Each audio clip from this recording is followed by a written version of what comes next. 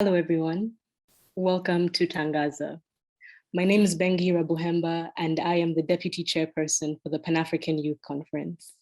Thank you so much for choosing to be here with us today as we inaugurate our pre-conference discussion series, Tangaaza. I know that I speak for everyone on the organizing committee when I say that it has been a thrill to see the number of participants registering for the conference grow over the past 2 weeks. It is both an affirmation and an inspiration to continue the work we are doing to mobilize a critical mass of young Africans across the world who are committed to the development of Africa. I want to use this opportunity to thank the Program of African Studies here at Northwestern University, who have generously contributed to our cause and facilitated the work we are doing today. There are also not enough words to say thank you to the PAYC organizing team who have dedicated countless hours to ensuring that all of this takes place. I know that I am because of who we are, and I thank you for your commitment and partnership in this work. The Pan-African Youth Conference seeks to foster a common understanding and diagnosis of Africa's challenges today through critical debate and discussions in response to 4 questions. Who are we as Africans? Where are we as a continent? How did we get here? And how do we go from here? Through this work, what we are striving for is an understanding of what our generation's historic contribution to Africa's protracted liberation struggle will be, and an actualization of that contribution. Using the finite time we have on this earth, how will we advance this struggle to move the needle closer and bend the arc more toward the freedom that we seek? We pay tribute to those who have gone before us in this struggle for their contribution to Africa's liberation, as it is because of them that we are able to be here today. This March, as many of you know, we host the 2nd edition of the Pan-African Youth Conference based on the theme, Which Way Africa? Recognizing that Africa's path to development has not been as successful or as successful as we and those who came before us would have hoped, we realize that we are at a critical juncture. We either continue down a path that keeps us bound in a state of permanent emergency, or we begin working collectively toward an alternative approach to development. This considered, in order to deal with the state of Africa today and its future, in other words, what we would like the continent to become, it is essential that we understand why Africa is the way that it is today and how this came to be. Africa's independence struggle was influenced by 2 critical ideas, ideas of nationalism and modernity. In terms of nationalism, nationalism was used to mobilize Africans against the colonial state in the struggle for independence. On the other hand, modernity was the predominant vision of development, the promise of independence. African leaders wanted to use newly attained independence to modernize Africa. And these 2 ideas of nationalism and modernity have shaped Africa's post-colonial experience for better or for worse.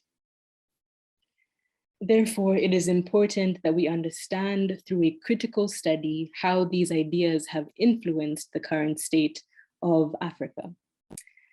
Tangaaza has been specially curated in response to this need.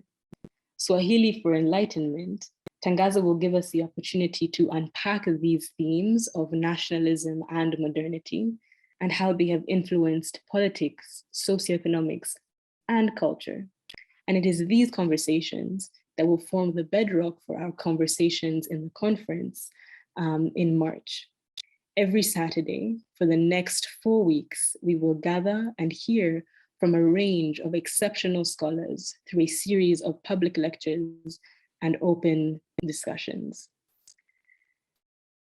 It is now at this point that I have the utmost pleasure to introduce a scholar who for a long time has worked on these questions of development and modernity as they pertain to Africa.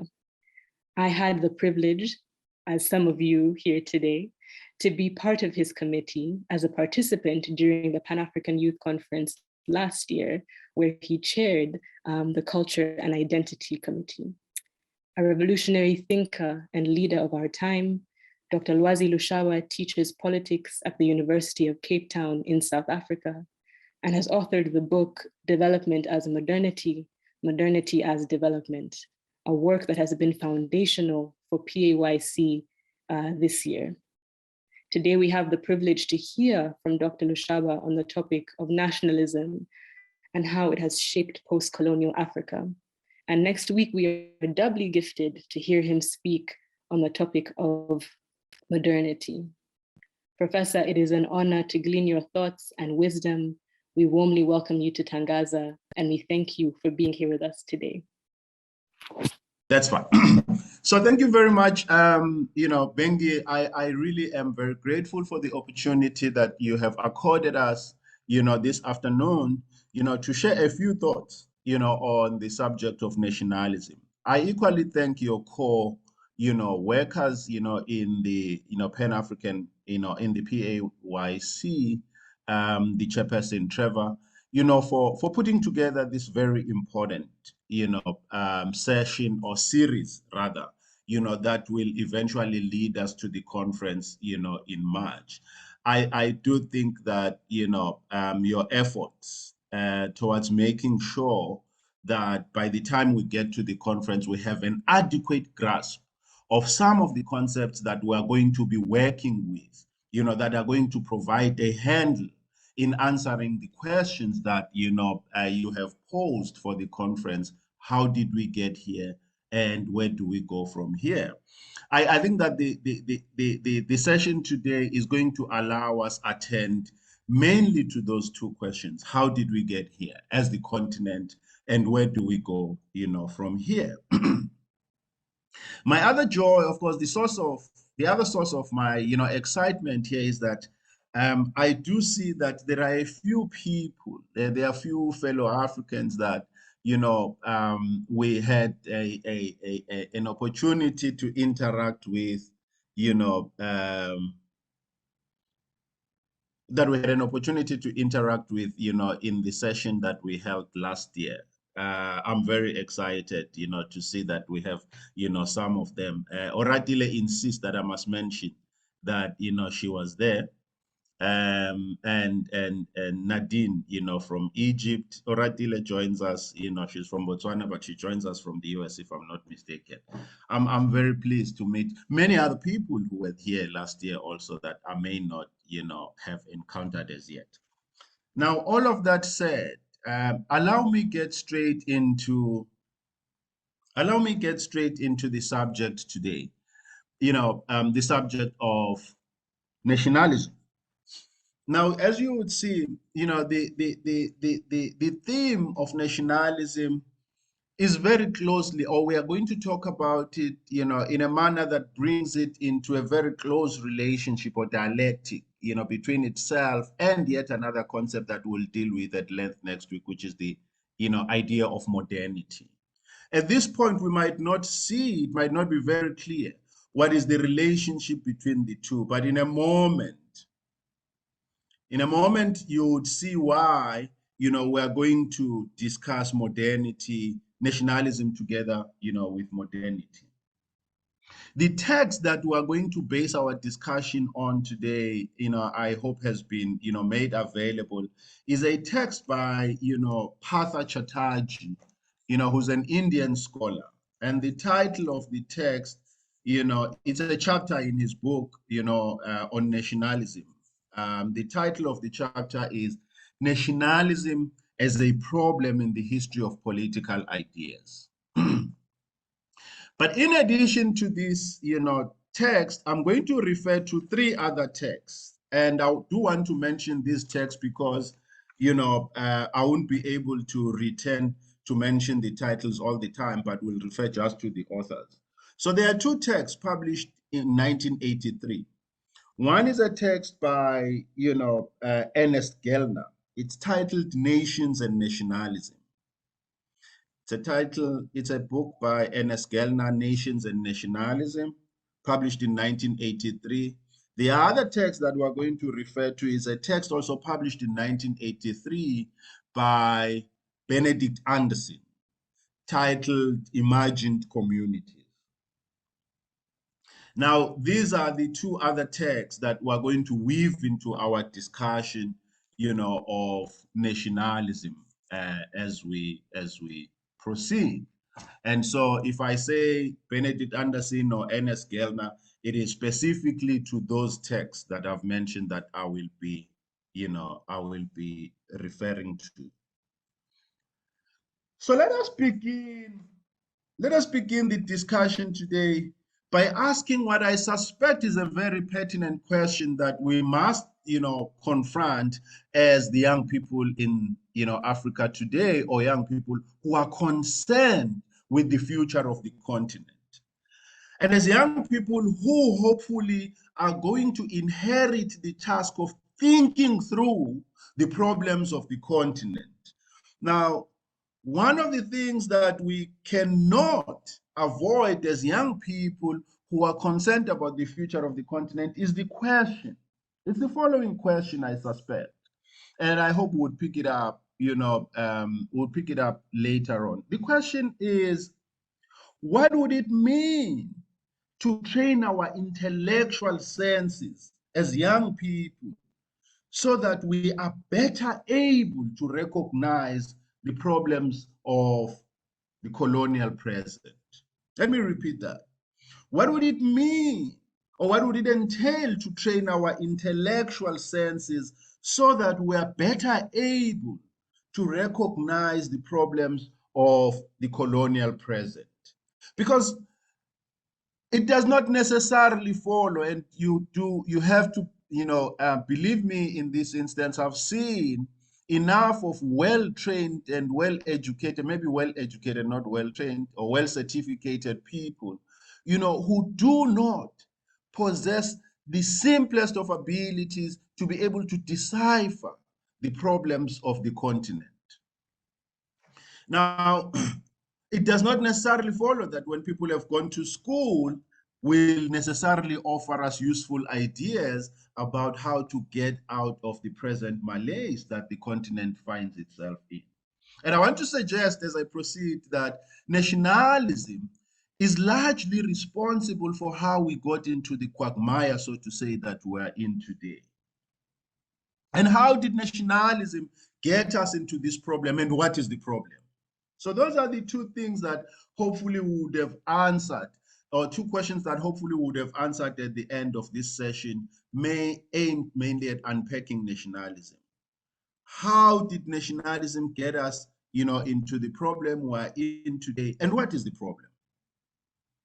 What is the malaise that we are faced with as, the continent today?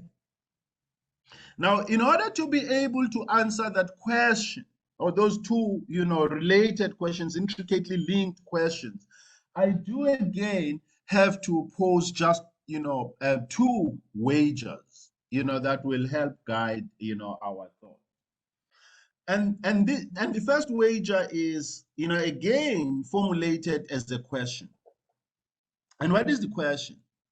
The question is, what happens when you think about a phenomenon, when you think about a concept, when you think about a particular development or a particular problem, and write about that problem, a problem that lies outside? What happens when you think about a problem or a particular phenomenon that lies outside of political modernity, or that lies outside of the modern thinking or knowledge regime?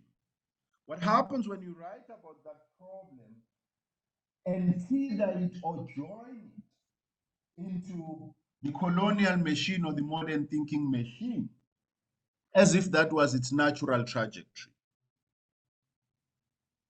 The answer is simple. It is that you distort that particular problem. to restate in much simpler terms is what happens when you think about a particular phenomenon. And in thinking about it, it's a phenomenon that lies outside of political modernity, that lies outside of the modern thinking regime or of the modern knowledge regime. But when you think about it and write about it, you join it or you tether it into a modern knowledge regime.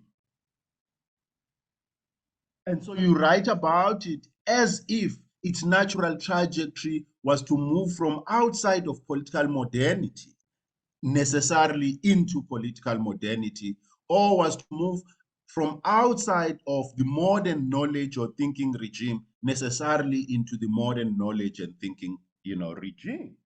And so when you force it into the modern thinking regime or modern knowledge regime, what happens to that society? What happens to that particular phenomenon?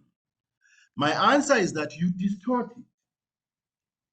My answer is that you distort it because what you do is to take concepts that are drawn from political modernity or from the modern thinking regime, and you apply them retrospectively into a society whose development was perhaps not directed towards political modernity, whose aspirations were not political modernity, but it was forced into modernity via violence or colonial violence. Now, again, it is not yet clear. Let's try and make it clear. Often today, we hear people speak about continuities between the pre-colonial and the colonial, as if pre-colonial societies were necessarily going to develop in a unilinear direction towards becoming colonial or towards becoming modern. Now, if you write about that society as if indeed there are continuities between the pre-colonial and the colonial, the question has to be, what is the link? What links the pre-colonial to the colonial?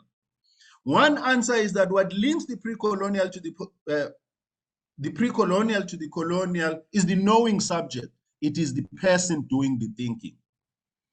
The supposition of this knowing subject is that it can extend itself outside of the problem and see both the colonial and the pre-colonial and the colonial. So there is no link in actuality. The link is that it is imposed by the knowing mind, the modern subject that supposedly is able to domesticate everything in the world. And how does it do that? It takes concepts that are fashioned in the modern period, in the modern knowledge regime, and then applies them into the pre-colonial or into the pre-modern period. And so people would begin to say, what was the nature of the economy in the pre-colonial period? As if the notion of the economy is a notion that has always existed. It might not be that the ethic of pre-colonial societies were directed towards our understanding of the commodity economy. But what you have done by drawing concepts from the modern period or from the modern knowledge regime and applying it retrospectively into the pre-colonial period is that you have forced societies whose trajectory of being was not directed towards modernity. You forced concepts that did not exist in the pre-colonial period. You forced those societies to fit into concepts that did not exist, that then, as a result, may not actually capture the reality of those societies. This is why I began by asking, what would it take, to train our intellectual sensibilities or our intellect such that we're better able to recognize the problems of the colonial present? Because I suspect that a large part of our problem today in the continent is that we've misread the problem. So we can't resolve a problem we haven't quite understood. Now, as we get closer to the interstices of the concept of nationalism, I do have to say that the reason I began by saying that if you tether a society that is not aspiring towards modernity, or that was not aspiring towards modernity, but you tether its understanding into concepts that emerged out of modern societies, what you do, you distort the reality of that society. Now, unfortunately, it is what nationalism did.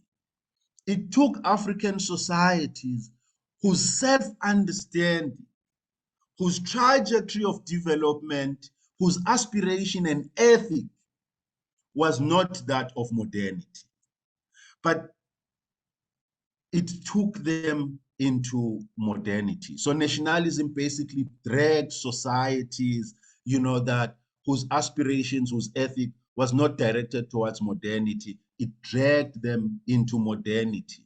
So nationalism renders the problem at two levels, at the level of thought and at the level of praxis.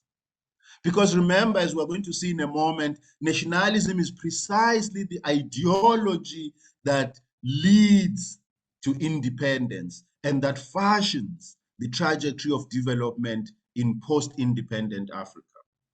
So the problem, as it results out of nationalism, exists, as I've said, or manifests itself at the level of thought and at the level of praxis. We've just shown that at the level of praxis, it is nationalism that guides the post-colonial trajectory of development for most societies in Africa, in fact, for all societies in the continent.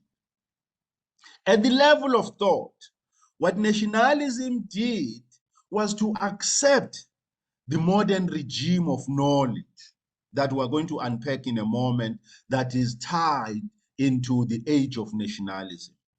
Because to accept nationalism, to accept nationalism is to accept the modern regime of knowledge. In fact, to accept nationalism is to accept several other things that we're going to unpack in a moment. Once you say you are a nationalist, you have invariably accepted, for instance, the universality of the modern bourgeois rational system of thought. So, to recap, we began by saying, what would it take to train our sensibilities, our intellectual senses or sensibilities, such that we are better able to diagnose the problems of the colonial present?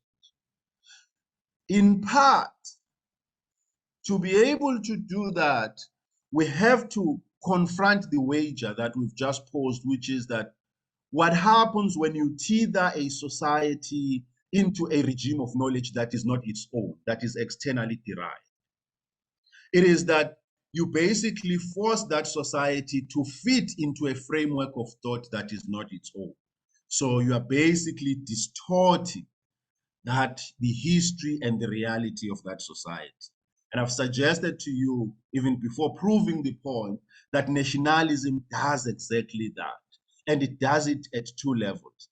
At the level of thought, because what it does, nationalism, is that it says the only way of apprehending and cognizing about the being of Africa is via post-Enlightenment bourgeois rational thought. Two, nationalism says this is the trajectory of development that the continent will follow post-independence. And so, as I've said, it basically complicates the problem at two levels, at the level of thought and at the level of praxis. This will become clearer, as we proceed. Now, as I try to get closer or inside the concept of nationalism to show how it does, what we've just suggested, I want to take just two quotations, and that would be the end of my referring, to these texts, directly. Now, the recommended reading by Partha Chatterjee ends with the following paragraph, and this is the very last paragraph in the reading, if you do have your reading with you, just before the start, of the notes or the references in the text. And it reads, I quote, "Nationalist texts were addressed both to the people who were said to constitute the nation and to the colonial masters whose claim to rule nationalism questioned. To both, nationalism sought to demonstrate the falsity of the colonial claim that the backward peoples were culturally incapable of ruling themselves in the conditions of the modern world. Already you can see nationalism is framing, its opposition to colonialism in terms of modernity. But let us continue. Nationalism denied the alleged inferiority of the colonized people. It also asserted that a backward nation could modernize itself while retaining its cultural identity. Already what nationalism is doing here, it's throwing its hands up in the air. We are backward. By whose standards? Already it's saying that we will modernize ourselves. It doesn't say what would it mean to modernize. But of course, as we're going to see, to be a nationalist is to already accept the modern regime of knowledge, but not only the modern regime of knowledge, the modern regime of political and economic organization. So let us continue reading from Chatterjee. Nationalism denied the alleged inferiority of the colonized people. It also asserted that a backward nation could modernize itself while retaining its cultural identity. It thus produced a discourse in which, even as it challenged the colonial claim to political domination, it also accepted the very intellectual premises of modernity, on which colonial domination was based. How are we to sort out these contradictory elements in the nationalist discourse? And what are these contradictory elements? One, you are opposing colonialism. You are opposing colonial claims, of European superiority and domination. But as you do that, you accept Western knowledge on whose basis that superiority has been established. That's the contradiction that nationalism gets us into. In fact, that's the cul-de-sac that nationalism gets us into. It says, we don't want your European colonizers. We will do exactly what they did. We are going to modernize our people because our people are backward. What we are suggesting as the nationalists already here is that the trajectory of African societies was necessarily to move from pre-modern to modern. You are turning that into a natural development state of African societies. You do not pause to ask, how did we get to a point of assuming that modernity is the desired state of African societies? And what does modernity itself entail? So that's what I wanted to retrieve, from Partha Chatterjee, prescribed text. The last quotation, and that would be the end of my reading, of quotations, comes from a European, scholar of nationalism that you perhaps would have, encountered, El-Kedori. El-Kedori, wrote a book titled Nationalism. So much of an authority had he become in the field such that the book I'm going to quote from had gone through 4 editions. The 4th edition came in 1993. And in the very first, line of the book of the 4th edition, this is what El-Kedori says to us. And he had been, of course, in the field right from the late 50s. And this is what he says, and I quote, "In 1953, when I started to think about the subject, which is nationalism, as well as in 1960, when the book was published," this is when this book I'm quoting from was first published, the first edition. As well as in 1960, when the book was published, I looked upon what I was doing as an attempt at historical explanation. And historical explanation is by definition concerned with the past. It is true that there were then, in 1960, active nationalist movements in the world. For instance, the Algerian rebellion against French rule.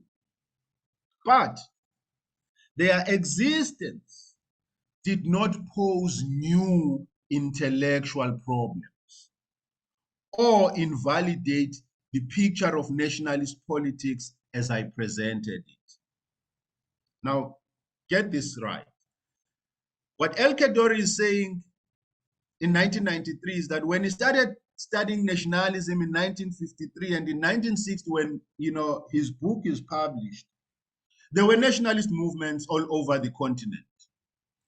He cites the Algerian, nationalist struggle. But he says all of these nationalist movements and struggles in Africa at the time did not pose new intellectual problems. They did not alter the picture of nationalism he had already formulated in mind. So nationalism in Africa was not a source of any new theoretical pathways. It did not pose, as he says, new intellectual problems. Because, according to him, the idea of nationalism by that time was fully formed.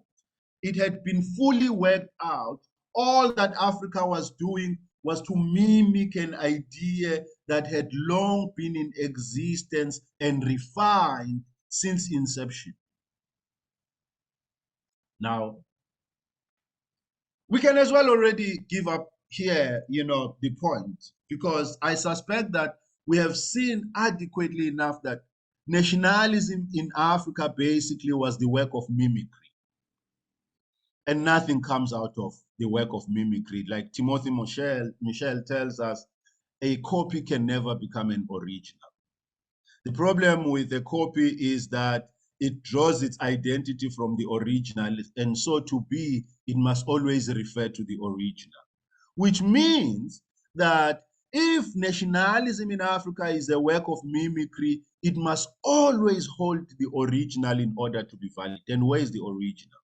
The original is the West. And so the problem with nationalism is that it tethers Africa's self-understanding to the West.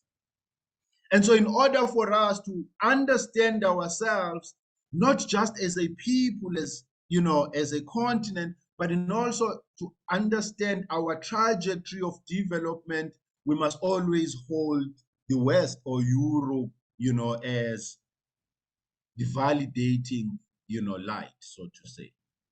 Now, let us return, into the interior of nationalism. What is this idea of nationalism that El Kaddouri says by the 1960s had been fully formulated, refined, such that all that Africa had to do, was to mimic, this idea or to replicate this idea? In fact, I may refer you at this point, to an essay by Homi Baba on, mimicry. His idea of mimicry is equally drawn from, nationality that was nothing but, the work of mimicry. So, what is nationalism and where did it emerge such that by 1960, it's a fully formed idea that, is then mimicked in the continent?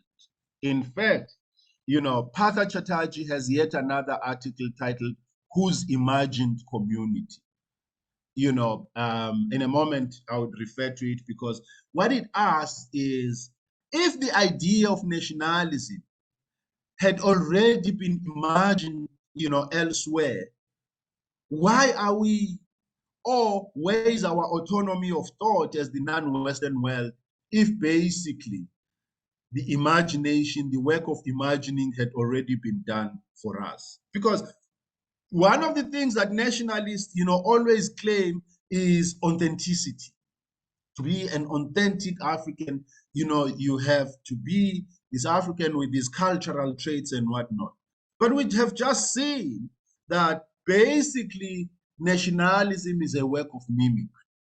So what Patachataji is saying is that the work of imagination for any nationalist has already been done.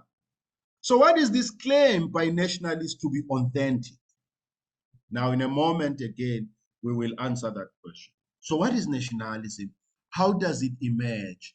And how did it get to the continent? Now, from Ernest Gellner and, Benedict Anderson, we learn that nationalism basically emerged in Europe at a time when Europe was industrializing. So nationalism is basically inseparable from the age of industrialism. Nationalism, or put differently, one of the things that we learn from the literature on nationalism, particularly from Benedict Anderson and Ernest Gellner, is that nations do not precede nationalism, or rather industrialization. Nations are actually created by the modern industrial age, because there is often a supposition that you always had nations that then became states, modern states that then become industrialized. No, it's not true. There were no nations. It was the modern industrial age that, to begin with, made it possible to think the nation, to think about the nation. Prior to that, prior to the modern industrial age, it was impossible to think about the nation. For those of you who study history, stretch your historical imagination just a little. Prior to Europe's industrialization, there was nothing called Germany. There were different empires. There was Prussia, there was, different empires, different states, present modern European states were part, of different empires. There was no country called Austria, today. These were part of, different empires. What happens is that the coming of the industrial age, and Benedict Anderson is much more nuanced. He says the coming of print media, the coming of the modern languages, because the languages prior to that, there was no French language prior to that. There was no, English language prior to that as we know it today. All of these things only emerge post the industrial age, facilitated, as Benedict Anderson says, facilitated by the emergence of print media. Now, the coming of print media meant that there had to be a new language, but whose language was going to be? Was it going to be the Hohenzollern Empire, the Prussian Empire's language? No. These languages then began to create, or rather the emergence of print media made it possible to think about the nation. And so you had these empires getting disaggregated into smaller units, which were the nations. Now, the nation was necessary not as a socio-cultural entity. It was necessary as a unit of economic organization, because economies then become national economies. A whole new language of modern economics today then becomes possible. For a moment, stop and ask your economist professors, when they say GNP, gross national product, and all of those things, you must ask them, what were these things before the nations emerged? So the whole language of modern economics itself is tethered into the emergence of the nation, because it is the nation as a unit of modern economic organization and modern political organization that then makes possible the language of modern economics. So this is what we mean when we say that the modern industrial age was the age of nationalism, but also when we say that the modern industrial age made it possible to think about the nation. The nation did not exist prior to that. Different units existed, prior to that. Of course, there were cultural entities that existed prior to that, but their notion of self-understanding was not that of the modern nation. And what is the self-understanding of the modern notion? Benedict Anderson's book is very explicit here. He says a nation is an imagined community. He says it's imagined, amongst other things, it's imagined as sovereign. Now, this is the beginning of thinking about the nation as necessarily, or whose full development is actualized in a state. So it ceases to be a cultural entity. It ceases to be a socio-cultural entity. From this moment onwards, nations begin to think of themselves as fully developed only at the point when they've acquired their own state. And so, from this moment of the industrial age, the state and the nation become inseparable. That's how we came about that useless concept in political science called the nation state.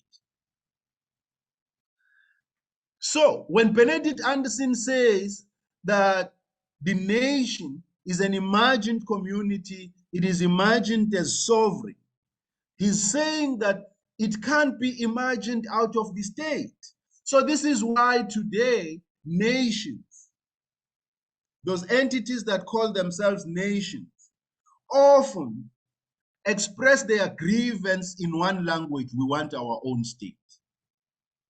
Why could it be? How did we get to a point where there is a grievance that can only be addressed in one way, through a state? It is because in the new emergent understanding of the nation, it begins to be imagined as based, as Benedict Anderson says, as being sovereign. So it begins to understand itself as being tied to the state. So that's one aspect of the nation as it emerges in the age of industrialization. The other aspect we've just mentioned is that if it's imagined as sovereign, even though Benedict Anderson doesn't say so, it's also imagined as having an economy of its own. So that's why you now have national economies. Not state economies, you have national economies. And so the language, as we've said, the language of the modern discipline of economics becomes possible. GNP, GDP, and all of those things. National economics and all of that. International economics, because there's a field called international economics, that is basically draws its legitimacy or its condition of possibility is the national economy. So the point we're making is that nationalism emerges in the age of industrialism, or in the age of industrialization.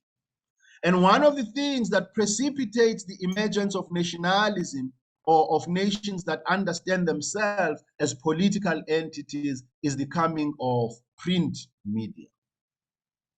But it is also the coming of modern languages that are made possible, or national languages that are made possible by print media. If you want to understand just this aspect of national languages, it's easier when you come to the continent. It's the same process, but of a different sort. So if you are South African, or if you are familiar with South Africa, you would know that there are languages in South Africa, isiXhosa, isiZulu, and many other languages, Setswana and other languages. Now we know very well that these languages have not always existed. isiXhosa is as recent as 1857. And how does it come about? It is at a point when the Bible is translated into isiXhosa. So what he means, what Benedict Anderson means by, print media, it is simply bringing into existence national languages. It is that there were different dialects that existed that get standardized into a language, into a national language, as a result of the coming of print media. If you come from, West Africa, Nigeria particularly, you would know fully well that people did not know themselves as Yoruba. There was no language called Yoruba until different languages or dialects, Ekiti and all others, are standardized into a language called Yoruba. So Benedict Anderson simply means that point. Now, as I make that point, maybe I should bring, one of the contradictions, internal contradictions within nationalism. It is that just as we have seen how recent these national identities are, whether being Yoruba, being Zulu, being Xhosa, we've seen just how recent they are. But people who have these identities often tell us that they've existed right from time. Yorubas would tell us about a myth of origin that is traceable, to time immemorial. They would say they descended, from Oduduwa, from time immemorial. But we've just shown with very simple evidence that there's nothing Yoruba prior to the standardization of the language, by the missionaries. So how people outside of Oyo, we know, had no concept of being Yoruba. They were Ekiti, Ijesha, and all other different identities. Their identity of being Yoruba only comes about when the language is standardized, when these different dialects are brought together and the language Yoruba comes into existence. But nationalists would often tell us, that these identities have existed right from time. From the beginning of time, these identities have always existed. So there is an internal contradiction in nationalism. It is the idea of cultural authenticity that is traceable prior to colonialism, but also the fact that nationalism itself is an ideology that emerges in colonialism for Africa. For Europe, the same logic applies, but the logic in Europe is that nationalism only emerges in the age of industrialism.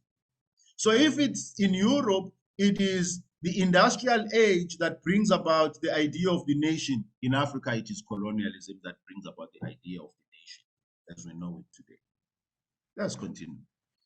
So Europe's transition into the age of industrialization brings about the nation. And this nation comes to understand itself as imagined, and it is imagined in relation to the state. It can't imagine itself outside of the state. That's why Benedict Anderson says a nation is an imagined community, imagined as sovereign. But there is another feature that, the nation comes to have as a result of the transition into, the age of industrialism. It is, again, Benedict Anderson who makes the point, but he draws the point, from Walter Benjamin.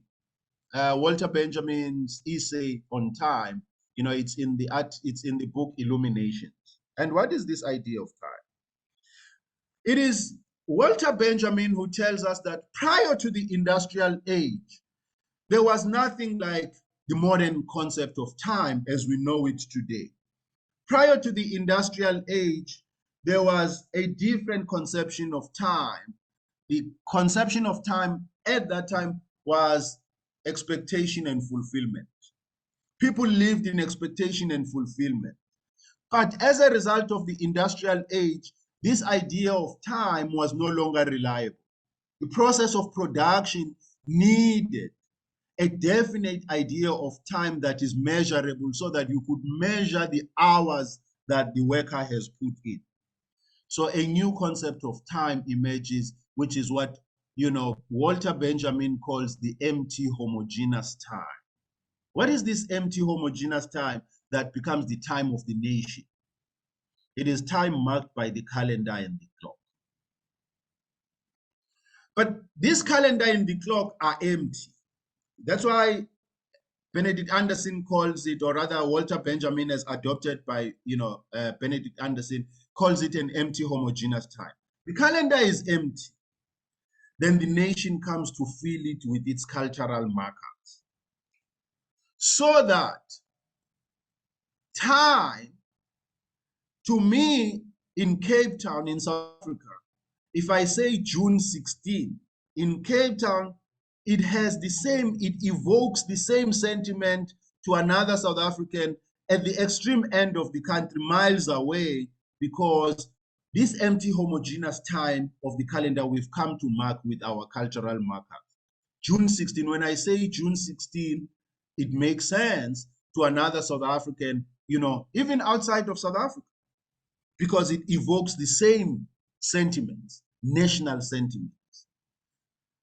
That's how, then, according to Walter Benjamin, nations come to habit the same time. So one of the things about nations is that they are co-present in time. Now, this is not time as in the present.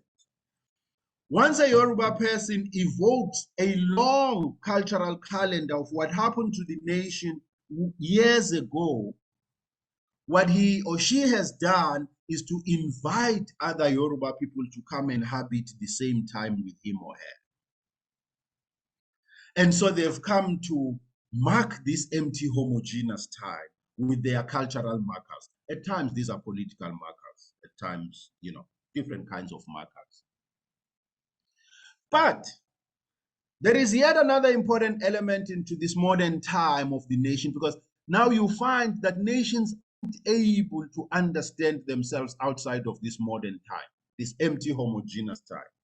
Because when they recount their greatness, they need this modern time, this empty homogeneous time.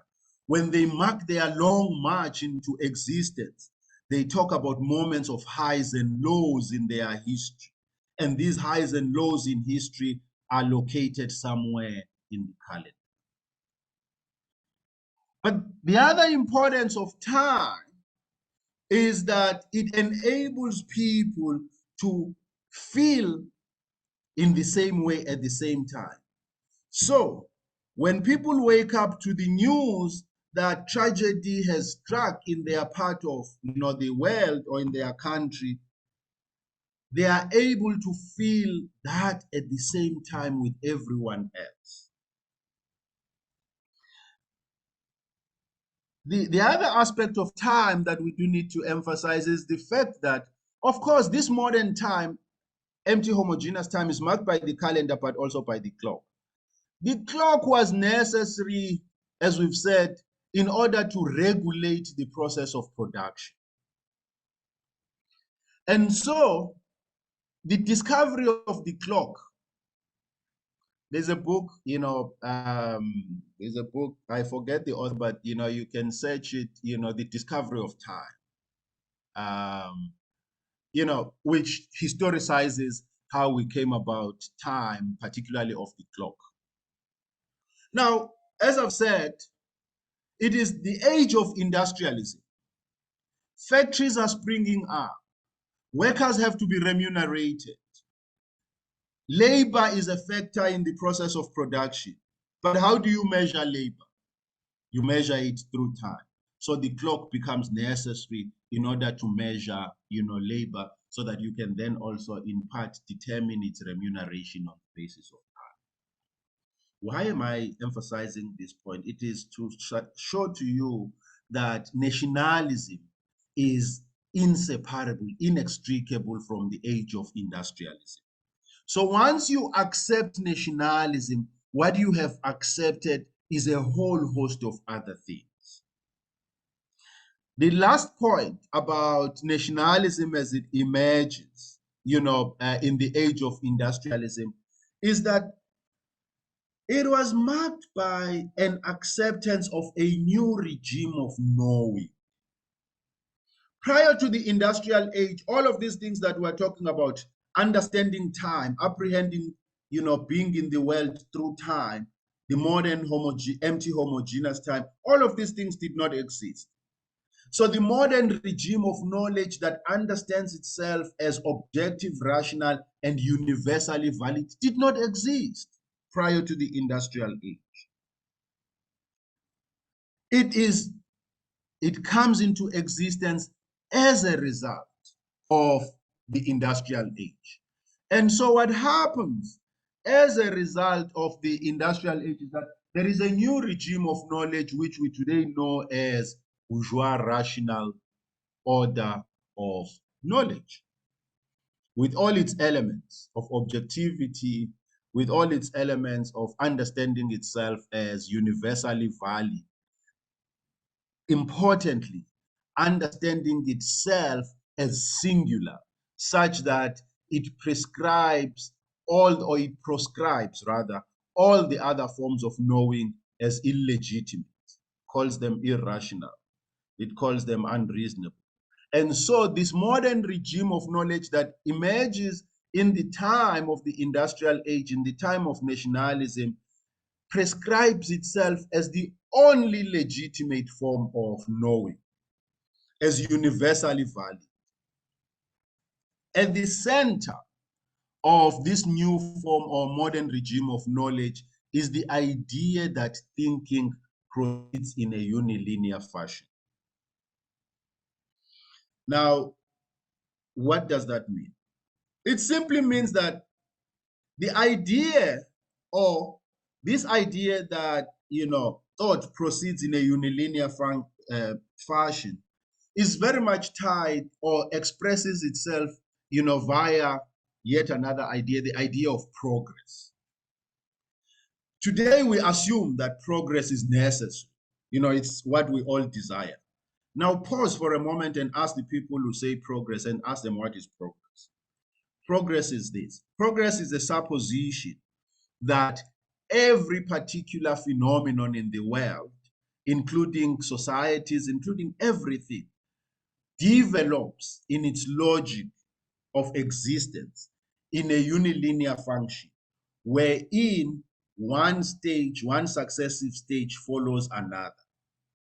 And each successive stage represents an improvement on the previous one. So that you get the point. Draw a line and put different points in the line. These are successive moments in the development, of anything. And the line in front of one represents an improvement on the previous one. So if you took a ruler and look at the measurements in the ruler, this is a unilinear logic. If we impose that logic on the ruler, the different lines in the ruler are basically successive stages. And in that logic, each successive stage represents an improvement on the previous one. But these successive stages are not as empty as they appear at this moment. They are actually very loaded. And the simple way of understanding how culturally loaded they are is to think, so if the supposition is that all societies move in this unilinear function, in this unilinear fashion, what are these stages they go through? Modern bourgeois rational thought has marked them differently. Pre-modern, modern, now we are in the postmodern. If you are a Marxist, it's pre-capitalist, capitalist, and going forward. The supposition in every discipline that all of you study, whether it's sociology, it's development, it's any discipline you study, this same logic is the beginning of your disciplines. Pre-modern societies. Societies begin as pre-modern societies. They become modern. Or societies at an early stage of development, they are pre-capitalist or pre-industrial, and then they become industrial. What have you done? What you've done is to take concepts that are developed in the modern period and you tether the history of all societies, into, or you force them, you head them into that framework of thought. But nationalism, when it then talks about modernization, modernizing our societies, as we read, in the quotation from Partha Chatterjee, when nationalists say, a people are able to modernize themselves without the colonialists, what they are saying is a people are able to take themselves through these stages of development on their own. What nationalism does not do is to ask, who determined these stages of development? That's how we got hooked as the continent into modernity, into supposing that necessarily modernity is our destination. It almost became a God-given or a God-declared, destination that every human being must move towards being modern. And this is where we are tied.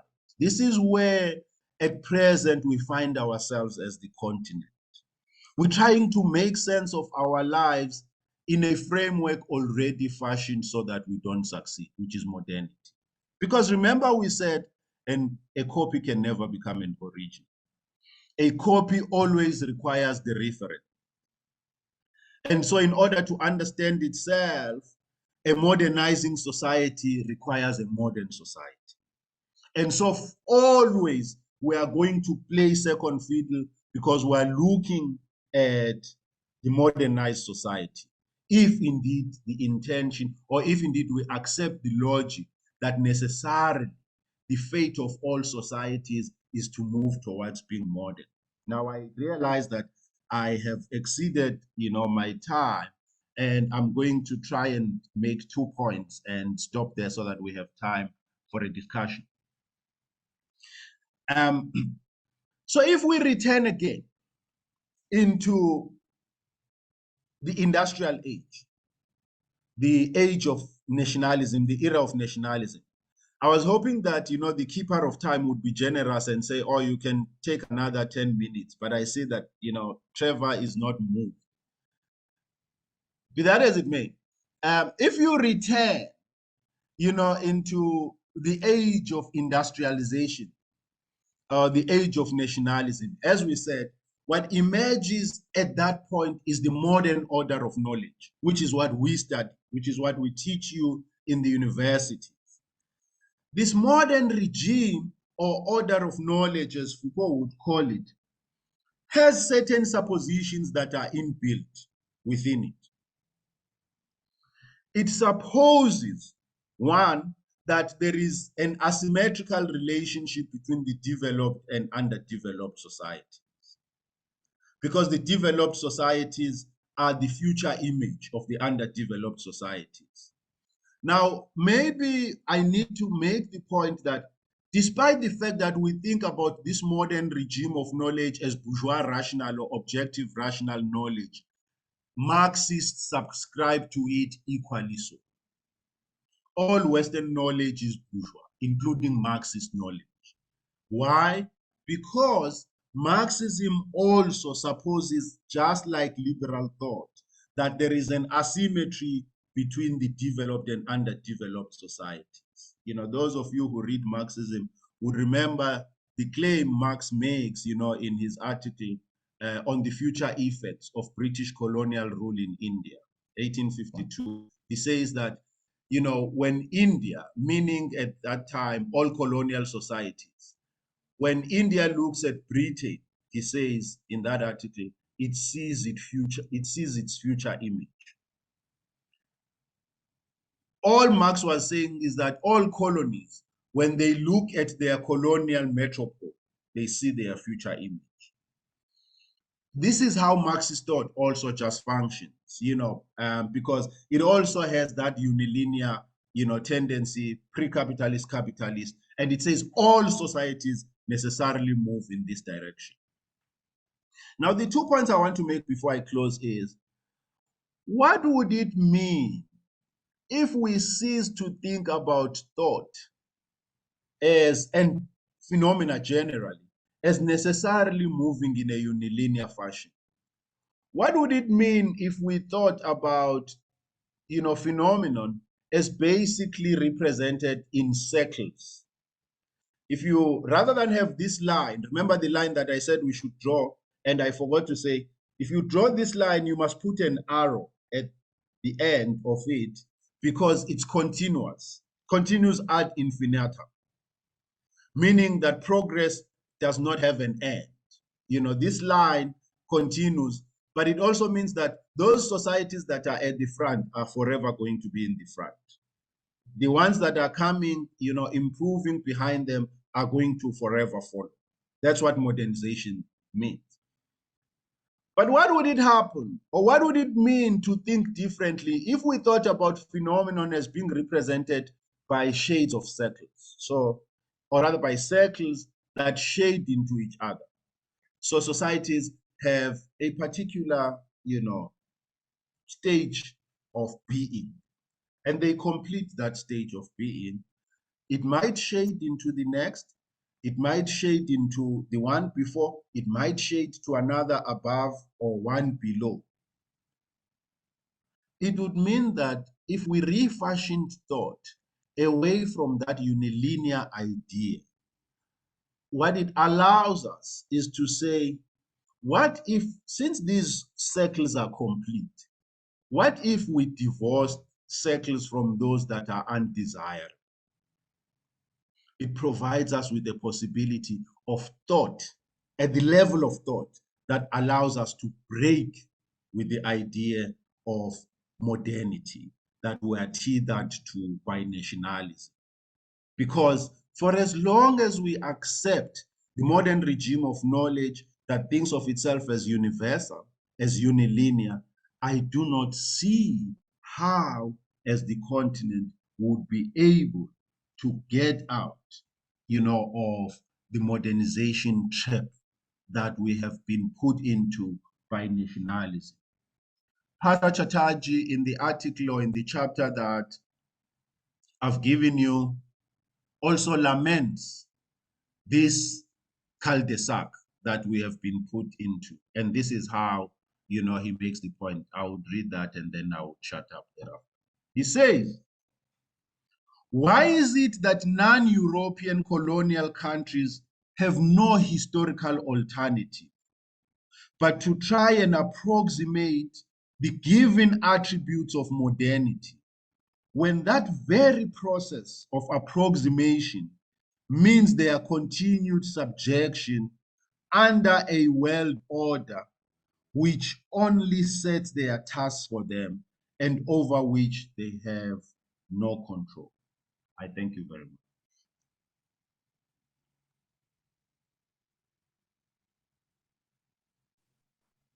Thank you so much, Dr. Lushaba. I think I was still sitting with that final question, that final question as you were closing, but thank you for this enriching discussion that you have led us in on the trajectory, the development of nationalism as a discourse and how it has emerged alongside modernity.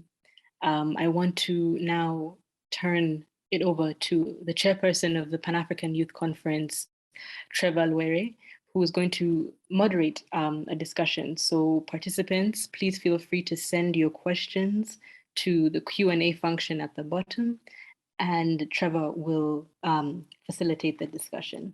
Thank you again, Professor. Right, thank you so much, Bengi. I want to add my voice to yours, and I'm sure I speak for all the attendees we have on this call today. When I say that Dr. Lushaba has been as sharp as always, very provocative, very enriching, and I'm glad that we could have this opportunity to benefit from the years and experience that you've dedicated to grappling with these important questions. We are a little over time, over what we had promised, but we now have the opportunity to engage Professor Lushaba on some of the things that he has said. Obviously, Professor Lushaba is a scholar, and he will not, I'm confident he won't take issue with the pushback for those of you that might not have been persuaded by some of the things that he was saying. Or if you just want to seek clarification on any of the points that he has made, feel free to post that in the chat or to use the raise hand function, and you can put your question to Professor Lushaba. Already we have some answers in the chat, so I will read some of those. Daniel is asking whether, as it relates to time, we can trace the historicity of time to Christian Huygens, the first pendulum clock of 1656. So I think the question is more, you mentioned that time is an invention that emerges in the industrial time. Are you able to put an exact period or date to when that particular phenomena becomes a part of society as we know it today? Dr. Lushaba.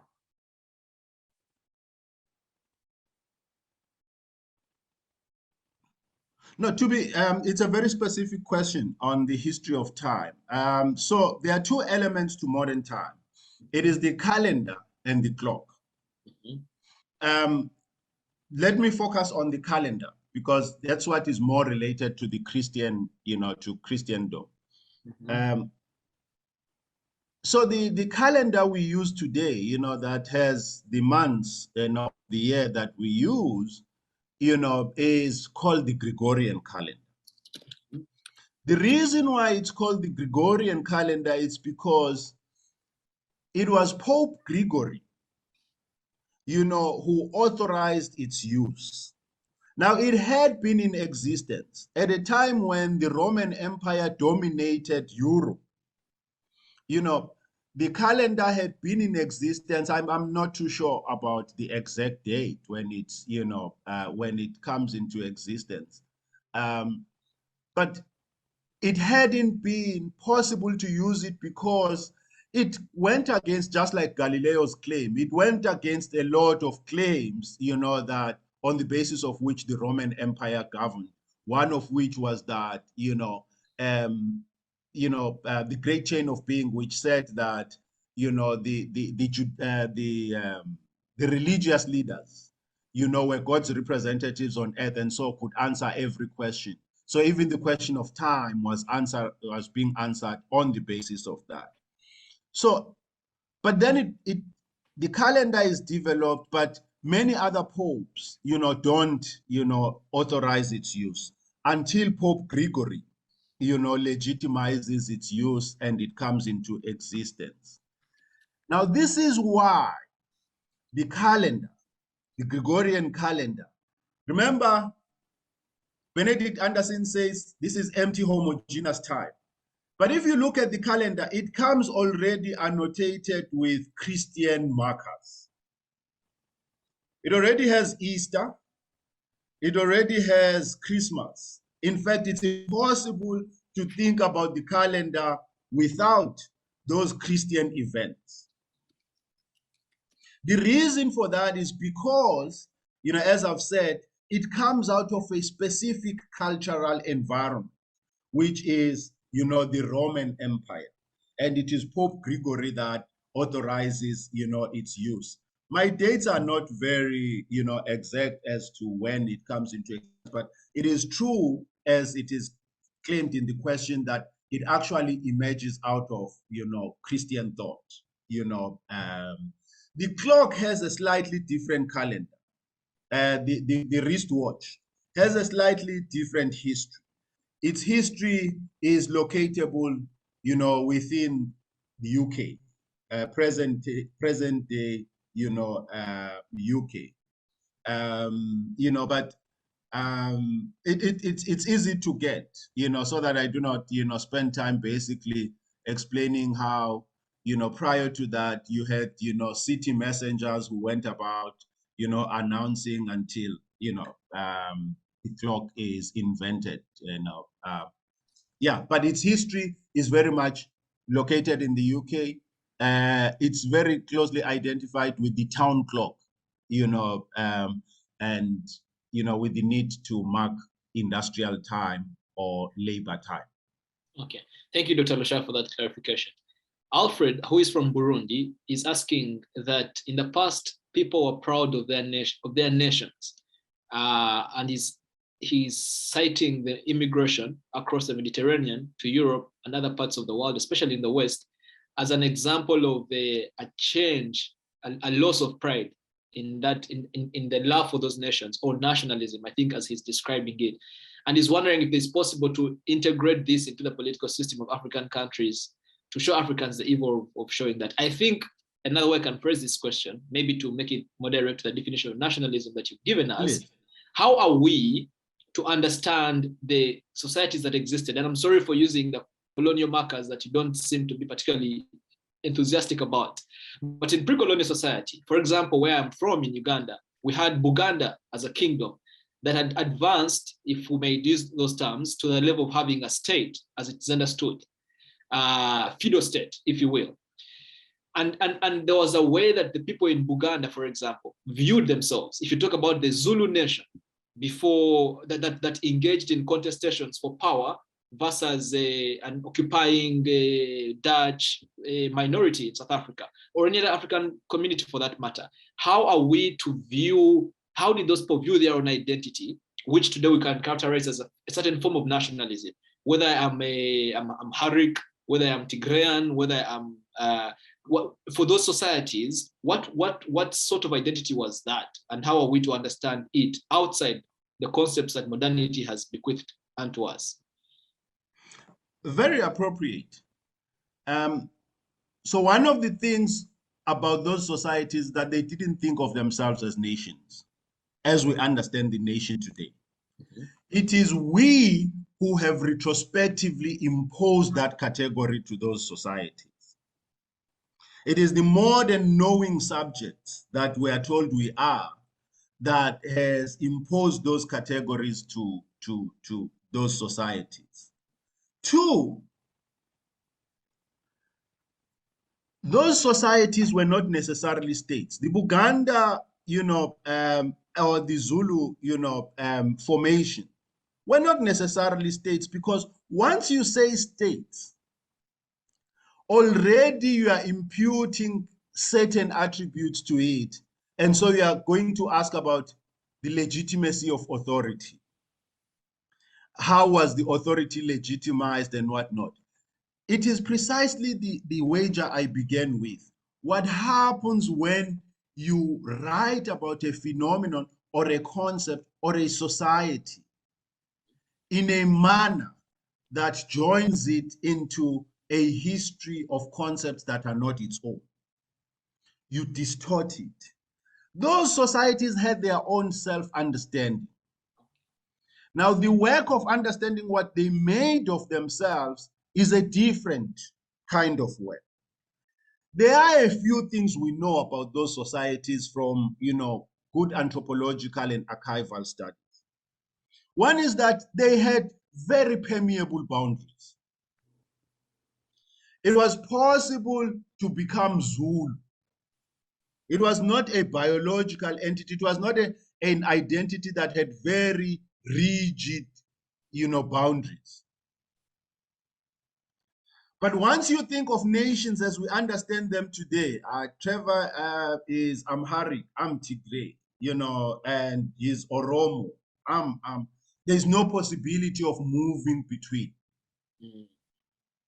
And so once you impute this concept today, what draws those rigid boundaries in those identities or in those sociocultural formations is precisely the concepts that are drawn from modernity that we impose on them, because you don't impose just the concept, you impose the logic of the concept also. That makes sense, Lushaba. But I wonder, in the absence of, for example, some of the societies were pre-literate, right? They were engaged in cultural production. They did not keep much written record that we can refer to discern or glean what they thought of themselves as. We're now engaged in a reconstruction. Yet, the education that is enabling us to reconstruct what the societies thought of themselves as is equipping us with certain tools that you argue are inconsistent with how the societies saw themselves. It seems to me that that is an insoluble dilemma. In the absence of primary records of how these people saw themselves, the best we can do is approximation. Unfortunately, within the framework of the very ideas and concepts that modernity has given us, that are inconsistent with the self-understanding of those societies, because we are forced to impose the logic of modern ideas and concepts onto the societies. But I think that's a lengthy discussion that can go on. I'll go through the next question. Emily Olowo is asking, Dr. Lushaba, do you believe that nationalism and modernity must be fully removed in order to get Africa to its full potential? This is straightforward, Dr. Lushaba. You need to take sides. No, it's closely tied to your own question in a different way. Mm-hmm. So you are saying this is an insoluble problem. You know why? Because modern sensibilities accept certain things and don't allow us to, comprehend certain things. So look at the situation in Ethiopia today.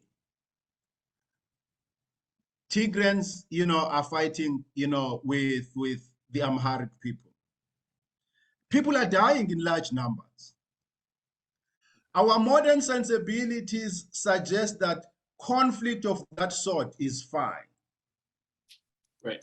But our modern sensibilities are not allowing us to say, what would it mean to begin afresh? Now you have a system that leads to people dying every day in large numbers. If it's not in Ethiopia today, it is in northern Nigeria tomorrow, or it is in Congo any other day, Congo DR any other day, precisely because of these identities, or because of these, modern notions. It gives us a genocide in Rwanda some other time, somewhere else, it's something else. But we seem to say, oh, well, this is a kind of conflict that results from modernity in any case. Our sensibilities are tolerant towards it. And on the other hand, our sensibilities are not tolerant to a possibility of what would it mean to begin afresh? So when we say, are we able to remove nationalism and modernity altogether? Why do you want to stick with something that causes you cancer every now and then? Why don't you have the temerity to say it's not working? What else would work? But you see, modernity has imposed a burden, a very heavy psychological burden, on us, which is there is no alternative. Allow me to piggyback on that point you make, Dr. Lushaba, because it's the spirit of the theme of the conference this year, which were Africa, that if we can take a step back from the totalizing obsession with the modernity, are we able to consider alternative conceptions of development outside the modern or modernization paradigm? Just for emphasis for our participants. But moving swiftly to the next question, Abeba from Ethiopia thanks you for your thought-provoking discussion and is asking, and I think this question will be more relevant for our discussion on modernity next weekend. Abeba, if you want to be patient, we can also push it to next weekend when we discuss modernity of itself. But Abeba is asking, what do you believe is modernity from the African perspective? What does it look like? What should we as Africans build up on as our own way of modernity or progress? Do you want to take that question now, or should we keep it in the question bank for next weekend?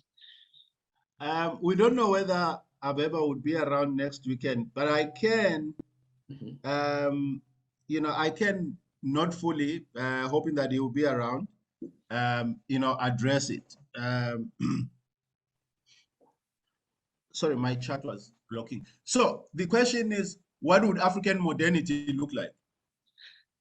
I mean, I've already tried to demonstrate. Once you accept modernity, you have to accept every other thing that comes with it. It's a religion. It's to use a bad example. You encounter people who say, oh no, I don't really like money, but I wouldn't mind to have a few millions, so that I can, do good with it. I don't think it will come to my head. I won't do the things that people who have money do. Money is not a fool. Just like you want to do things with it, it also does things to you. It's a religion, so it's not a one-way thing. It's not you over money. It's money also, because money says, I mean, I'm here. Why are you not going on holiday when there is money here? But the point I'm trying to make is that once you accept modernity, you have to accept the unilinear logic of thought. You have to accept that modern rational objective knowledge is universal. Right. And forget that it actually emerges out of a very specific cultural context, which is the European context. And the contradiction then is, you say you want to be culturally distinct, but you are using a knowledge system that comes from a different culture from yours. And so that socializes you into a different culture. So this was the contradiction that nationalists were faced with. On the one hand, they said, we are for the cultural, authenticity of our people. On the other hand, they wore suits and, they did everything else, that suggested that they had socialized themselves into another culture. Right. And so they actually would show that they preferred the suits, to the traditional attire of their people. But they said they were for traditional, or rather cultural authenticity.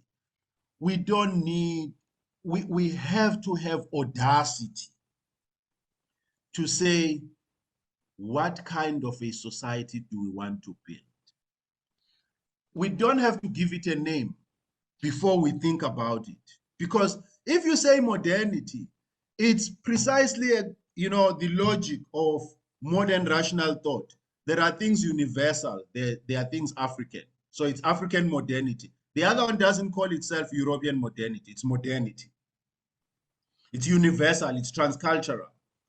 This one is specific, it's local, it's African. Let's free our intellectual sensibilities from any tethering, leash that ties us to already a certain kind of thought.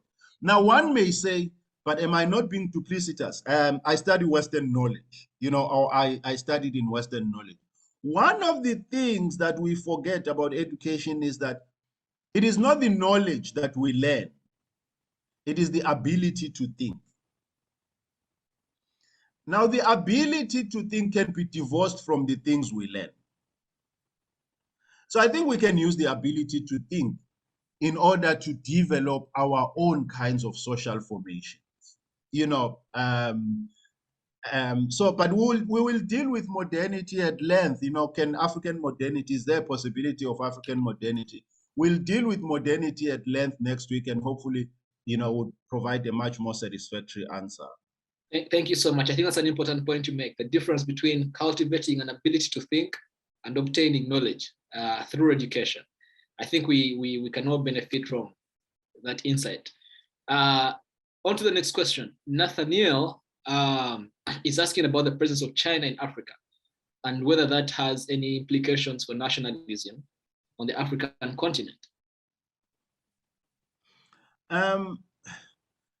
Look, I mean, you see, it's typical of it's typical of modern education. We think everything is related. I mean, the simplest answer is that maybe not so much about national, because now I'm going to stretch things and try to establish linkages that don't exist. But the simplest answer I can give in relation to that is that if colonialism was the tragedy of the Western presence in Africa, there is something as yet that we don't have a name for that would be the tragedy of Chinese presence in Africa. If modernity is the name of the tragedy that came out of European incursion into Africa, there is something we haven't yet given a name to that is going to be a tragedy of Chinese presence, in Africa. You've already seen it in Kenya. Mm. The port of Mombasa now belongs to the Chinese because Kenya owes China. It couldn't pay the debt. They've taken, the port of Mombasa as a form of payment. I don't know if that's not colonialism. I don't know what it is. So I don't want to try and draw linkages here that don't exist and say in terms of nationalism it's this, but I suspect that in relation to the broader theme of our thinking about modernity, and nationalism, it is that modernity is the name of the tragedy that happened to us as a result of Europe's incursion into Africa. We don't yet have a name, but there's a coming tragedy that would be China's presence in Africa. Hopefully we'll be here long enough to see that. Namato Bonita is asking, I agree that thinking outside of modernity can help us understand the issues of the colonial present. However, after identifying issues of the colonial present, what form of thought between unilinear and thinking outside modernity will solve these problems? I don't know if you answered this when you said that we don't need to have a name for it yet, but we must have the courage to imagine an alternative. But that is the question. What form of thought between the unilinear and thinking outside of modernity can solve the problems that we face in the colonial present? I wish I could write on the screen, but I can't. I'm not that sophisticated. Maybe next week I'll try and bring this diagram. If you were not thinking in a unilinear fashion, how else would you think? Now, I've suggested one possible way of circles that shade into each other. Now, what is the benefit of circles that shade into each other? It is that you can take one circle and simply cut and say it's no longer good. The unilinear fashion says even when you leave it behind, it's present. So even if it's, colonial, post-colonial is typical of unilinear trajectory of thought, because it's saying, yes, there is colonial somewhere. Now we are in the post-colonial. Now this seems like, no, but it's just a way of talking. No, it's not. It's actually a way of thinking. It imposes a framework of thinking, because it suggests that, well, you can only leave it behind in terms of time. But otherwise, its enduring significance continues into the present. That's why, in fact, what is post-colonial? It is colonial that has moved on, that has dragged itself into the present. Now, that's the limitation of unilinear thinking.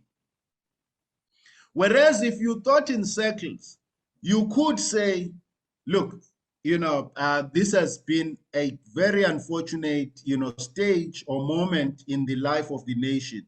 Let's simply excise the whole circle. Let me give you an example again. It's a bad example, but I think it will drive the point home. So in South Africa today, we are at a moment when, we've spent 9 horrible years under the presidency of Jacob Zuma with, all the misnamed things called state capture and whatnot. But the truth of it is that you had 9 years of systematic pillaging by an African, president colluding with Indians. Billions of rands.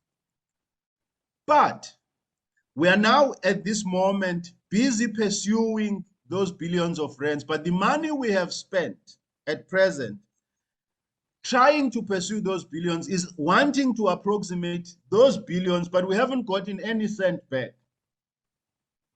from that money that was stolen. Now, what happens? It is that because you have a unilinear thinking where everything must have a cause and an effect, and the cause must be held responsible all the time, you are saying, but this person must be held responsible because, he facilitated or he stole the money. That's unilinear thinking, because everything must have an originary moment. How did it happen? Where did it start? Who is responsible? The truth of it is that things don't have a singular cause. In as much as President Zuma may have facilitated the stealing of the money, there were several other precipitating factors that contributed to it. If white people hoarded the economy, Black people are going to use the state to accumulate. And so there are several variables, but because you have unilinear thinking that says there must be one principal cause, and you must hold that cause responsible in this unilinear thinking, you then expend a lot of years trying to chase, to locate the cause and hold the cause responsible, the originary cause. What if you said this was an unfortunate moment in the history of the nation? We are going to excise it from, the reality of the nation. But you know what it would mean? It would mean you must be able to begin afresh so that it doesn't happen again. Right. It is that precisely that unilinear thinking blocks us from. We aren't able to have the audacity to say it was bad. Yesterday was bad. We are done with it. We are going to make sure that we create a system where yesterday is not able to make an incursion again. Thank you, Dr. Lushaba. I think Namatovo's question is also important because I think you and your generation have done the work of exposing to us the cracks and crevices in some of these ideas. We must now do the work of producing new ways of thinking that can get us beyond the impasse that you guys have identified. Tabiso Moretti from Botswana is asking, Professor, you posed the question at the start, what would it entail to train our intellectual senses as young people so that we are better able to recognize the problems of the colonial present? The question is, what would it take for the older generations who in many parts of the continent are in positions of power to do the same in the event that they were not able to train their intellectual senses and thus may not be aware of their implicit biases? No, I mean, the answer is simple. I don't think that the older generation, okay, put differently, the older generation is the product of nationalism. In most instances, I take it that that older generation he or she's referring to is that generation of nationalist elite that, either fought for independence or were product, of the nationalist struggles immediately after.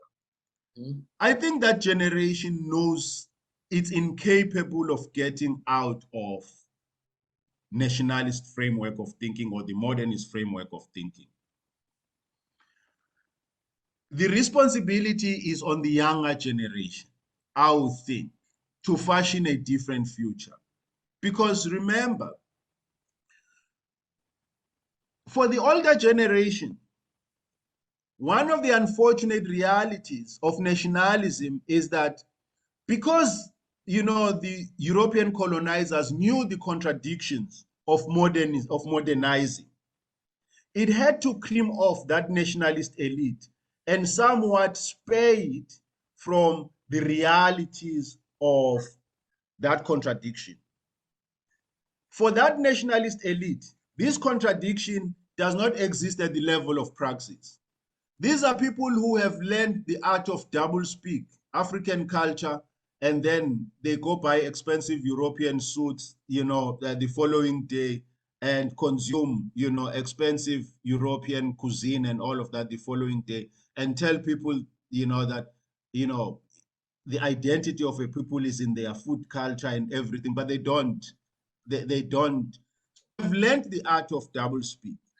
So the colonialists have creamed them off from that contradiction. The contradiction for them exists now only at an intellectual level, not at the level of praxis. But they are not interested in entertaining it at an intellectual level. They've given up on the task of coming face to face at the level of, intellectual thought with the contradictions of modernity. In fact, they are not about to.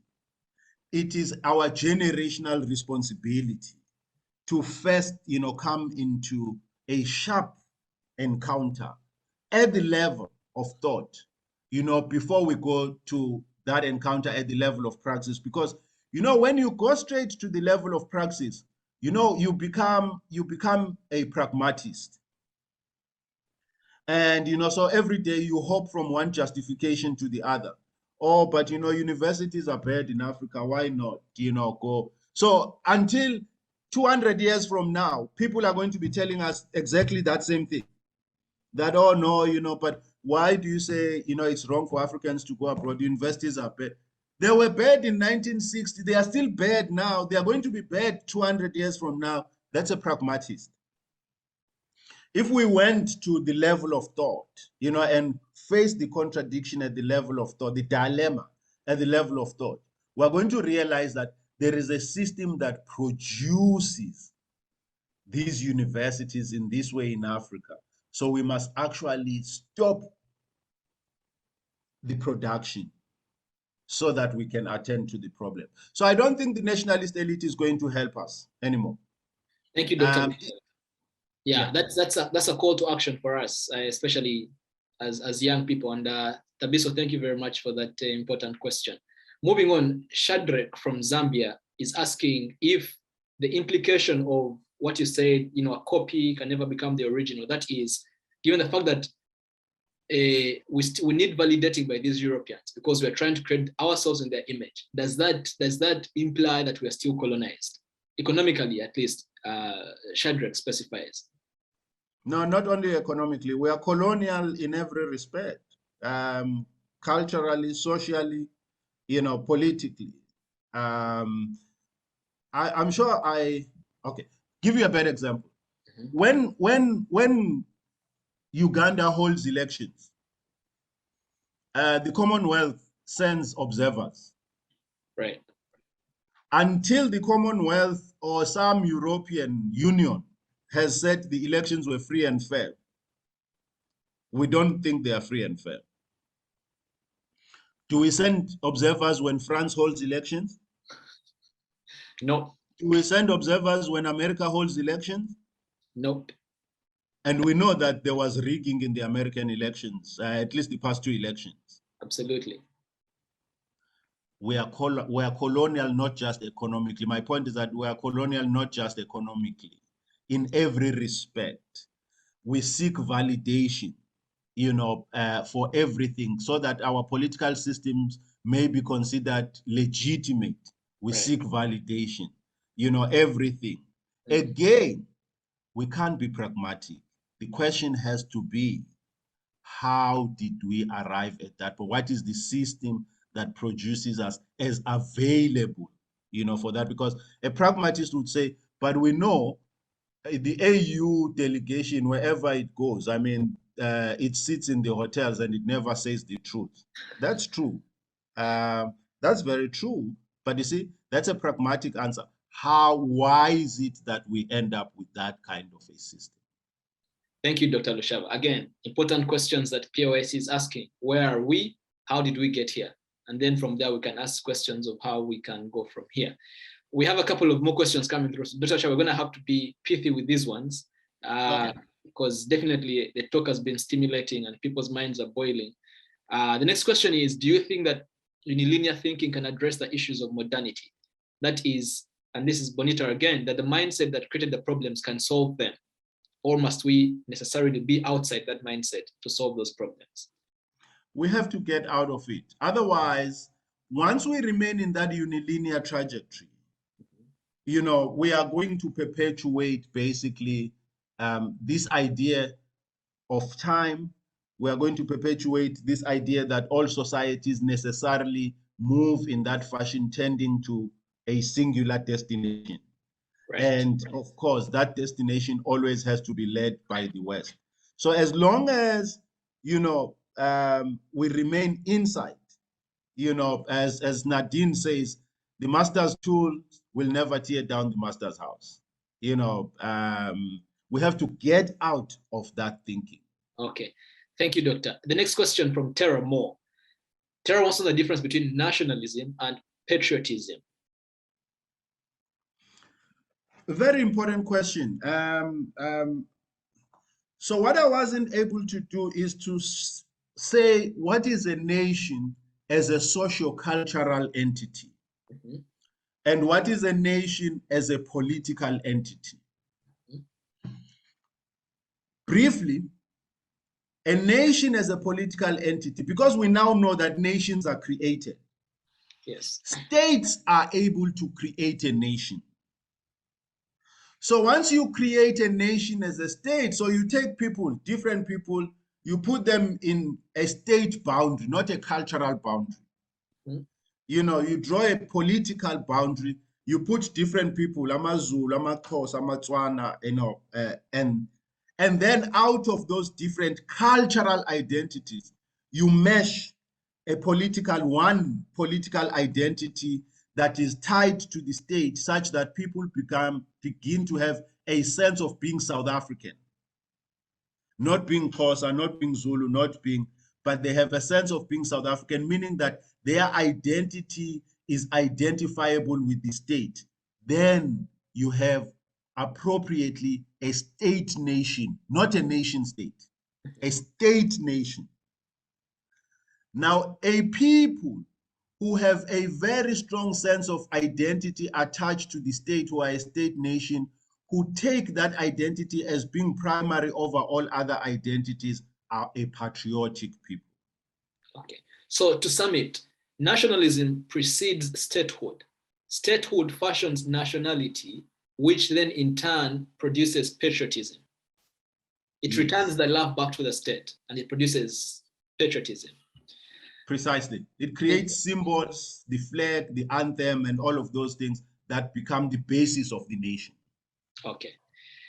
Kinanao Sitole is asking, knowing our past and what we have just learned in this lecture about nationalism and modernity, what are the practical next steps that we can take to progress, whether linearly in development or otherwise, as a continent that will allow us to compete better in the global sphere? I think that's a heavy question. Some of the questions we're going to be dealing with at the conference in the different committees. with the question of which way Africa, that is exploring alternative development paths, having problematized the paradigm in which we've been operating in the most recent decades. So, Doctor, I'll spare you that one, and advising her now to make a date with us on March 26th, 27th, where we shall be grappling with the very question that he is asking. Given the problems we have, how do we move forward from here? Somebody is asking, is it flawed to apply the concept of nation state to contemporary African countries, since nationalism as a concept originated in Europe in relation to industrial modernity? I think there are two parts to this question. Is it flawed to apply the concept of nation state to contemporary African countries? That could be for several reasons, but the particular reason this person is asking is because of the origin of that concept. So are you discrediting the nation state idea simply because it came from Europe, or are there other reasons? And I think you did tackle this in the lecture for why this idea, this concept may not be necessarily consistent with the African countries today. So there are two reasons. Yes, there is. The one reason is that the concept itself is inherently flawed in this sense. A nation state, you are supposing that there is congruence between a nation and a state. Right. Now, most African states, except for, Botswana used to mislead us. Botswana used to mislead us and say Botswana is a nation state. Now we know that actually they did that by negating the Basarawa. Yes. Most African states are multinational states, meaning that there is more than one, of those groups existing in the state. Lesotho is the only that, we know. So Lesotho could appropriately be called a nation state because there is a congruence between socio-cultural boundaries of the nation and the political boundaries of the nation. Joined together, they give us the nation state. That's one problem with the concept. It's inherently flawed. The second is that the origin, again, it's not the origin as in just a geographic origin. We've just demonstrated that the concept comes loaded. The concept of nationalism now, comes loaded with a whole set of presuppositions. Now, so if you accept, the concept, you have to accept the presuppositions that come with it. And so it's not the origin now, you see, because it sounds like if you say it's the origin, it's like it's just a geographic origin. No, it's the fact that it comes loaded with a number of suppositions that then will impose the limitations we've tried to outline. Thank you, Doctor. I think that is very, very clear and straight to the point. All right, so we have two more questions. Shadrach just posted a question, but I think we just addressed it about how do we move from here. And Shadrach, again, we shall be handling that at the conference in March. So the two remaining questions here, one is from Zebib and the other is from Bananos. Zebib is thanking you for the session and asking you, why do nations ask out of the blue to be an independent nation, while everyone living in the same tribe, same national spirit, same cultural, religion, and actual same race? Zebib says they are from Ethiopia, where nationalism wasn't an issue, and they are afraid that where Africa is a great nation, and if we get together, so I think the question is why does there emerge that impulse to ask for an independent nation? I don't know what directions you want to take it, but obviously part of it is what you say, that if the nation emerged in Europe in the industrial age, for us it was in the colonial age, that we had to contend with the colonial power by defining ourselves as able to modernize without their help. So we had to mobilize ourselves as a nation in opposition to the colonial state. I don't know whether there is another direction in which you can take that question. Why does that desire for independent nationhood, sovereignty, self-determination arise out of the blue? Okay, so one of the distinctions between our experiences with nationalism as the continent and Europe's experience is that, unlike in Europe, the national question in Africa was tied to the colonial question. Mm. So the national question was also the colonial question in Africa, unlike in Europe, you know. Now in Africa, because the national question was also the colonial question, there were some layered problems that, you know, that created. Now, time will permit me to unpack that, but what I want to take out from that pack is the fact that you then had, on top of those layered questions, this supposition that had come out of European, you know, formulation of nationalism, which was that a nation necessarily must have its own state. Mm-hmm. In Africa, you had colonialism that had brought together different quote unquote nations. Mm-hmm. So when the colonial question is resolved, we are left with states that have several nations. But they can't all have their states. Right. And so what do? You have to live with that reality. Now, it's a pragmatic thing to say you have to live with that reality. The point is, what necessarily says that every nation must have its state? Mm-hmm. It was a misconception of what a nation is in Europe, which was a supposition that every nation must have its own state. Mm-hmm. And so what do you then find at the resolution of the national and the colonial question in Africa? It's this supposition, it's the fight to finish. Every nation must have its own state. And so when problems arise about how may we share resources, the answer is no longer sought there. How may we share resources? The answer is we want our own state. You know, whatever problem arises, it's no longer the problem. We want our own state. Mm-hmm. Because in part, as I've said, the supposition in Europe is that every nation must have its own state. But the problem is compounded in Africa by the fact that the national question is joined to the colonial question. Indeed, in Europe also, you do find states that have several nations within them.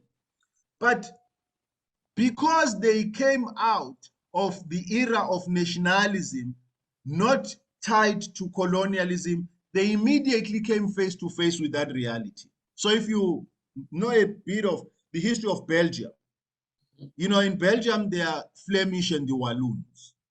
In France, there are Basques. In Spain, you know, there are, you know, different ethnic groups. In the UK, actually, the most one of the most plural. You have, you know, the Celtic people. You have, you know, the Scottish people, and all of those people. Now, they also came out of the nationalist era and recognized that we had made a mistake. Not every nation can have its own state. And so their project immediately after colonialism, well, I mean, after the era of industrialism or of nationalism, was to carve out a nation using a state.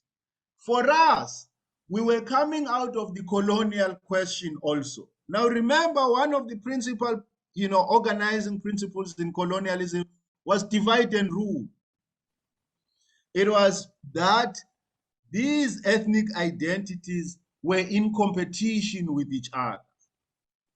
You know, you had created a lot of colonial stereotype. You know, the Hausa Fulani people, or rather the Yoruba people in Nigeria, thought of the Hausa Fulani people as Mumu, you know, or, you know, other people thought of another ethnic group as a warrior group, and this group thought of itself as, you know, superior such that it can knock the others militarily. Those contradictions exacerbated the problem that Europe had time to resolve without the colonial question. I hope that makes sense. That does. Thank you. So two final questions. Bananos is asking, how do we reconcile nationalism and citizenship? It's the same patriotism and nationalism. and nationalism. Mhm. Citizenship, you are a citizen of a state. A citizenship is a legal, rational, identity. It is the state that confers citizenship to you via law. There is no other way of acquiring citizenship. It is only the law that makes you a citizen, and the law is the law of the state.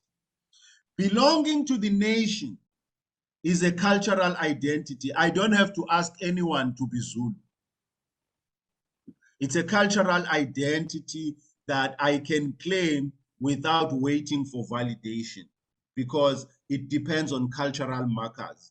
But even where there is gatekeeping, which does happen with certain ethnic groups that then say you are not of us, it is not the state that does that. It is the group. Whereas, and what does the group use? It uses sociocultural, resources, whereas the state uses the law to confer citizenship. Thank you, Doctor. I think that's been clear for bananas. Now, the final question is going to come from me, Doctor. You took us back to the age of industrialism, and you said the emergence of the nation at that time was not because of its pre-existence in prehistorical times, if I may refer to it as that, but that the imperative for its emergence was as a unit of economic organization. I wanted to push you further on that and ask you, why was it necessary that nationalism must emerge? What was the economic logic? What was the imperative within the emerging economic formation that required nationalism as a counterpart for it? Okay. So in the language of nations, most nations tell us, erroneously, that they are perennial, that they've existed right through time, since the beginning of time. It's an error. Nations, whether it's Zulu, whether it's Yoruba, they've not always existed, through time. They are not perennial. Now, to come specifically to your question, why was it necessary? Capitalism, the structure of capitalism, or if you go to, the classical texts on the history of capitalism, particularly, texts like The Wealth of Nations. Look at the title, The Wealth of Nations. There is a new order of thought that makes it possible to think about the nation. But remember, capitalism, the age of capitalism, comes out of the era of mercantile capitalism. Now look at the structure of mercantile capitalism. You have, the Dutch East India Company. You have those companies, that were basically at times straddled different nations. Now, what do you have as a result of the factory, particularly, in fact, to be more economic in the answer is in the structure of the factory. Now, the factory has to have a particular locale. It has to be governed by certain laws. It has to obey certain laws of that particular locale. And what is that locale going to be? It's going to have to be a state, because it now has to be regulated. Now, these boundaries of the state, how are they going to be drawn? Then you take the boundaries of the nation and you make them the boundaries, of the state. You create out of, those boundaries, the state. I see. But the logic was competition. Now the idea of trade, who was going to be trading? So you now have a factory, it's regulated, it produces commodity, and it must trade in order for this to make sense. Who is it going to trade with? Or which entities are going to be trading amongst themselves? Now, Europe, prior to the coming into existence of modern states, would have had averagely 3 empires. You had the Prussian Empire, you had the Hohenzollern Empire, and the empire somewhere, Austro-Hungarian Empire. Now, it would have meant, if you kept that organization, that the trading would have been between these three entities. Right. It wouldn't have worked. At the time. Or at the time. No, even now it wouldn't work. Okay. Even now it wouldn't work. That's why, despite the European Union, you still don't trade with the European Union. You trade with particular countries. I mean, but that's a different, let's not get bogged down. It's a different question. The point is, Europe had these empires, but the logic of these empires was not economic organization. The logic of these empires was mostly protection. These were military entities. In most instances, these were military entities that were meant to ward off, external aggression. Economy was not part of their responsibility. So now there is a shift in the logic of what is the raison d'etre of the state. And so the nation becomes a much more useful, formation as a result of capital logic, or it was more congenial to capitalist logic than, Now, if you want an answer, a much more elaborate answer to that, there is a book, Samira Amin. Yes. What's the title? I would remember the title, and next week I'll tell you the title of the book. It's one of his early texts, on nationalism and capitalism. But that's not the title. I'll remember the title. All right, thank you. Dr. Lushaba, one more question came through that I think is very important, and I'm going to ask it. Again, excuse me, the one who is asking it is one of the participants. The question is,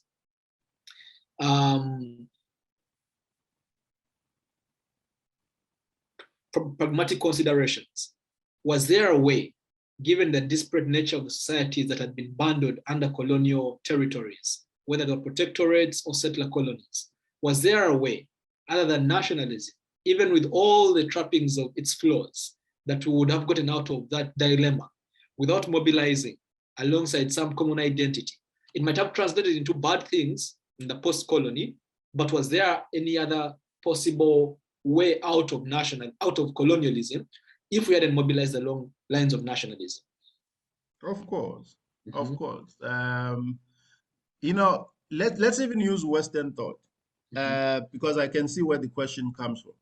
Let's use Western knowledge. The dialectic does not exist in a closed form. Okay. Meaning, if it's a dialectic, it must remain open. If it's a to and fro, you can't close it, because then it won't be a to and fro. Colonialism triggered a response. In part, determined the response, but it did not wholly determine the response.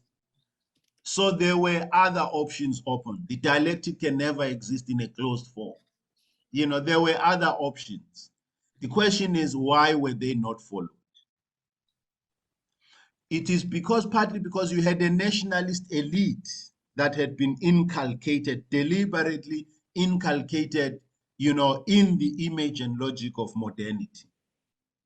Right. And so it had taken modernity to be its own responsibility. Everywhere the nationalists went about and say, leave us alone, we will develop our people. We will modernize our people. But the point is that there is always an alternative. As long as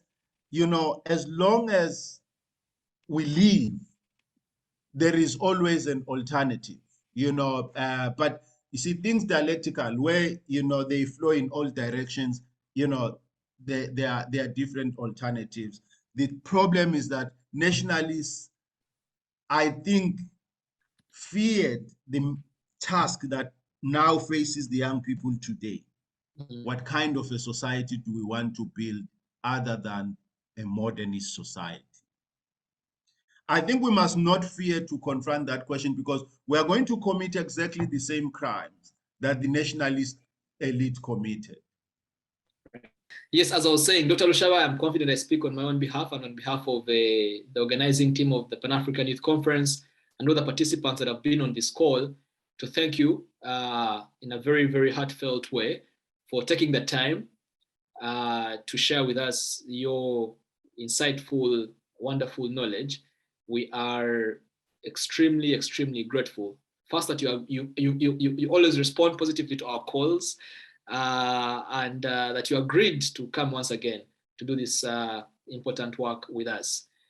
You are, as we did mention, the conference, the motivation is to have critical conversations of this kind that can help us better to answer the first question that you posed, to help us better prepare our minds to be able to understand the problems that face the continent differently, as opposed to what I like to call pedestrian thinking that is prevalent all over the place, especially those of us who are victims of institutions that privilege and prioritize the kind of knowledge that locks us in the same paradigm that we want to step out of. So we are extremely, extremely grateful, and would now want to bring this to a close. We want to remind all our participants that we shall be reconvening next weekend with Dr. Lushaba once again to now more extensively grapple with the question of modernity.